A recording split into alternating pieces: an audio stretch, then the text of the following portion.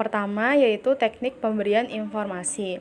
Teknik pemberian informasi sering juga disebut dengan metode ceramah, yaitu pemberian penjelasan oleh seseorang pembicara kepada sekelompok pendengar. Sebenarnya pembicara secara lisan tetapi juga dapat diberikan secara tertulis. Jadi, teknik pemberian informasi ini bisa diberikan secara lisan ataupun secara tertulis. Pemberian informasi secara tertulis dapat dilakukan melalui berbagai media, misalnya papan pembimbing, majalah sekolah, rekaman, atau tape recorder, selebaran, video, dan film. Terus pelaksanaan teknik pemberian informasi mencakup 3 hal, yaitu perencanaan, pelaksanaan, dan penilaian. Akan dijelaskan oleh teman saya. Ya, di sini Jana mau ngejelasin tentang kelebihan dan kelemahan dari teknik keterampilan pemberian informasi. Yang pertama itu dapat melayani banyak orang. Nah, kita kan memberikan informasi itu kelebihannya dapat membantu banyak orang untuk mengetahui informasi yang kita dapatkan. Itu kan lebih baik. Dapat kasih tahu ke semua orang gitu kan. Terus tidak membutuhkan banyak waktu ya, karena kalau ngasih informasinya kan nggak mungkin bertahun-tahun kan, cuma ngasih informasi satu doang nggak mungkin setahun, nggak mungkin seharian, artinya hanya beberapa menit atau detik doang tuh. Terus tidak terlalu banyak menggunakan fasilitas, iya karena kan kalau memberikan informasi cuma bisa lewat verbal kayak tatap langsung ngomong gini, atau juga bisa juga tulisan kayak mading, koran, dan kawan-kawannya itu kan juga bisa. Terus mudah dilaksanakan apabila dengan teknik yang lainnya. Maksudnya itu mudah dilaksanakan ya jadi yang jelasin dulu teknik lainnya itu maksudnya itu kayak diskusi atau permainan. Mereka berdua kan sama-sama memberikan informasi kan, memberikan pemberian informasi. Diskusi memberikan suatu informasi, tapi kan memerlukan diskusi terlebih dahulu, akan membutuhkan banyak waktu.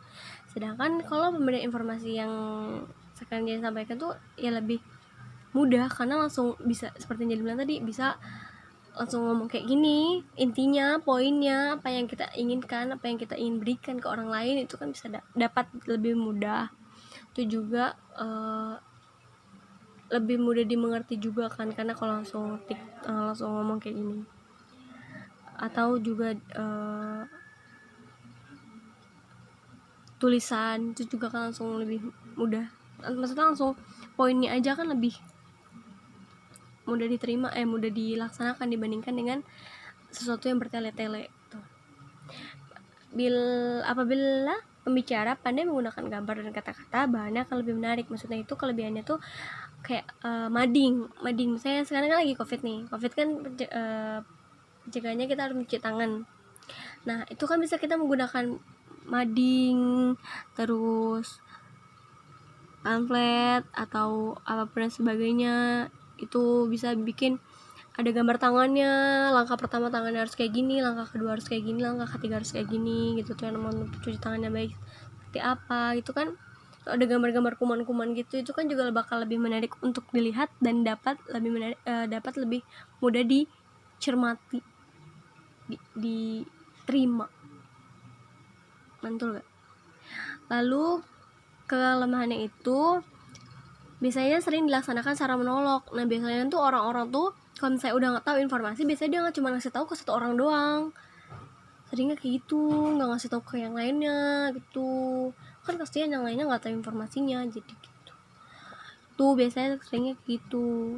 Terus biasanya juga individu yang mendengarkan kurang aktif. Nah ini maksudnya kurang aktif tuh kayak nggak dengerin gitu, atau lagi ngasih tahu informasi kayak ya iya doang, tapi pas ditanya apaan tadi nggak tahu, ya udah kayak gitu. Biasanya kayak gitu tuh seringnya tuh orang Indonesia kayak gitu tuh. Terus memerlukan keterampilan berbicara. Nah iya betul sekali, kelemahan itu karena kita tuh harus membutuhkan keterampilan berbicara supaya orang lain mengerti apa yang kita bicarakan, menangkap apa yang kita ingin sampaikan. Itu kan harus memerlukan keterampilan cara berbicara yang baik supaya orang lain mengerti apa yang kita ingin katakan gitu, gengs. Ya, sekian dari Jenny. Selanjutnya Raisa, silakan Raisa. Di sini Raisa akan memaparkan tentang hal-hal apa saja yang harus diperhatikan untuk mengatasi kelemahan dalam teknik pemberian informasi atau metode ceramah. Yang pertama, adanya perlu pertimbangan cara yang paling tepat untuk memenuhi kebutuhan individu. Dikarenakan kebutuhan setiap individu itu berbeda-beda, maka seorang guru harus memiliki keterampilan untuk berusaha memenuhi kebutuhan setiap individunya tersebut. Yang kedua, menyiapkan bahan informasi sebaik-baiknya. Sebelum seorang guru menyampaikan informasi kepada peserta didik atau konselinya, maka seorang guru tersebut harus mempersiapkan informasi tersebut dengan matang sehingga dapat diterima dengan baik oleh siswa. Yang ketiga, menyediakan bahan yang dapat dipelajari sendiri oleh konseli atau siswa. Jadi, seorang guru harus mempersiapkan bahan-bahan yang dapat dipelajari oleh siswa sendiri. Tentunya bahan-bahan tersebut awalnya harus sudah dimiliki siswa, harus sesuai dengan kemampuan yang dimiliki siswa sehingga siswa dapat mempelajarinya dengan mudah. Yang keempat, usaha berbagai variasi penyampaian agar konseli atau siswa menjadi lebih aktif. Hal ini itu untuk mendukung agar siswa memiliki suasana emosional untuk memperhatikan dan memiliki motivasi mengikuti pelajaran. Yang terakhir, menggunakan berbagai alat bantu yang dapat menjelaskan pengertian pendengar terhadap bahan yang disampaikan. Di sini guru juga perlu menggunakan alat bantu agar informasi yang disampaikan pada peserta didik dapat diterima dengan maksimal. Baik teman-teman, di sini saya akan sedikit menjelaskan terkait dengan advice atau pemberian nasihat, di mana advice sendiri merupakan keterampilan atau teknik yang digunakan konselor untuk memberikan nasihat atau saran bagi klien agar dia dapat lebih jelas pasti mengenai apa yang akan dikerjakan. Dapat kita ketahui bahwa nasihat itu kan berarti ajaran atau pelajaran yang baik, yang berupa petunjuk, peringatan, teguran yang sifatnya baik. Dalam pemberian nasihat kepada konseli, alangkah baiknya konselor itu memberikan nasihat pada saat konseli memintanya, dengan mempertimbangkan hal-hal yang harus diperhatikan. Contohnya misal, ketika konseli bercerita, kemudian konseli berbicara kepada konselor, "Bu, saya punya masalah dengan teman saya bingung Bu harus ngapain. Menurut Ibu kira-kira saya harus seperti apa ya Bu?" Seperti itu.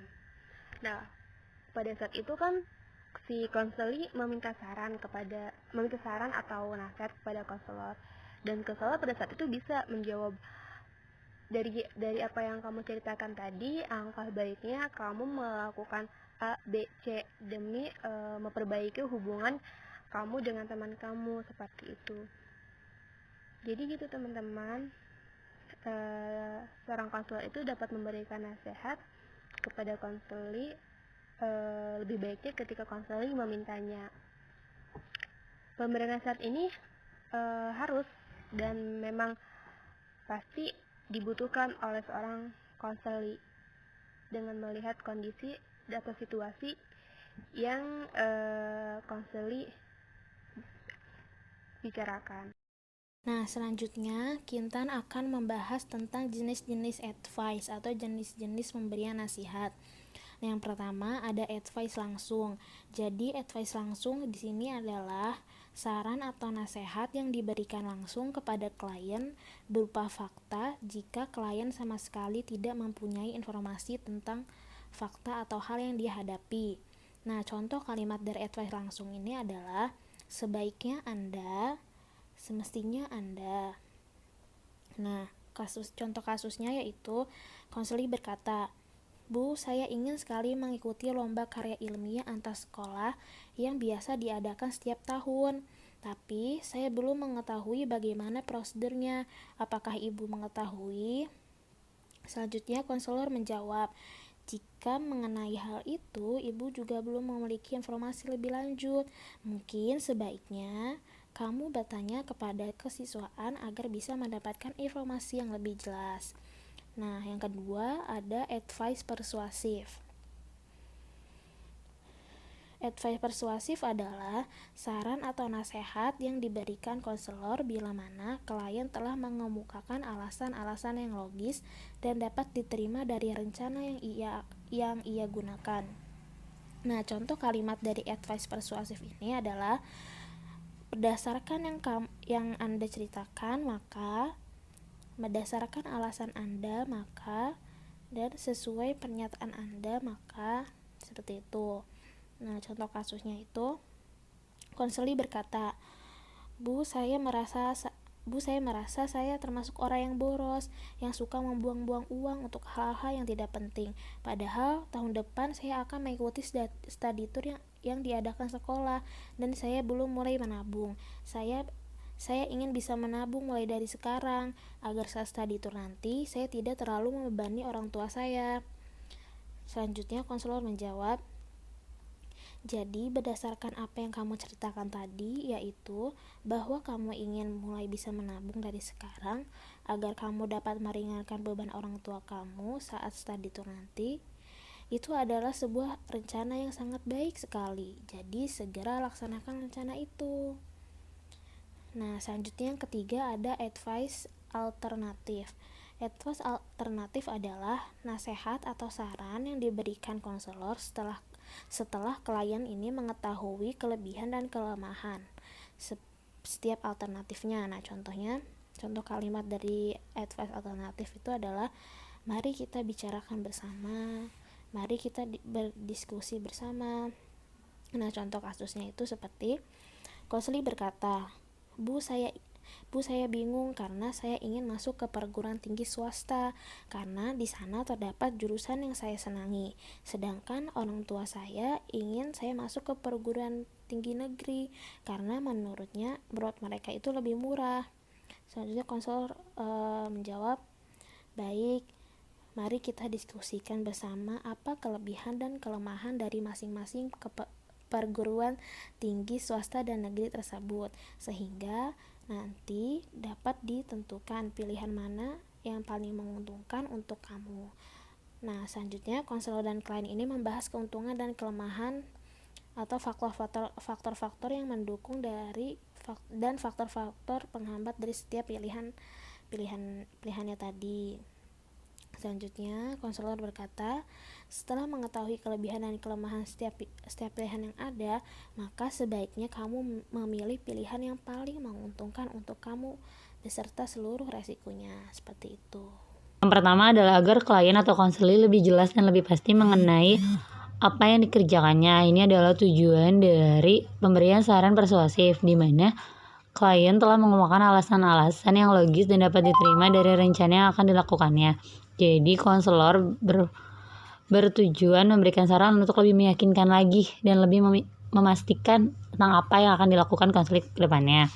Lalu yang kedua adalah agar klien atau konseling mengetahui fakta mengenai informasi yang sama sekali belum konseli atau klien ketahui, yaitu adalah tujuan pemberian saran langsung, di mana konselor itu memberikan informasi karena konselingnya belum mengetahui. Jadi konselor di sini berfungsi untuk memberikan saran-saran.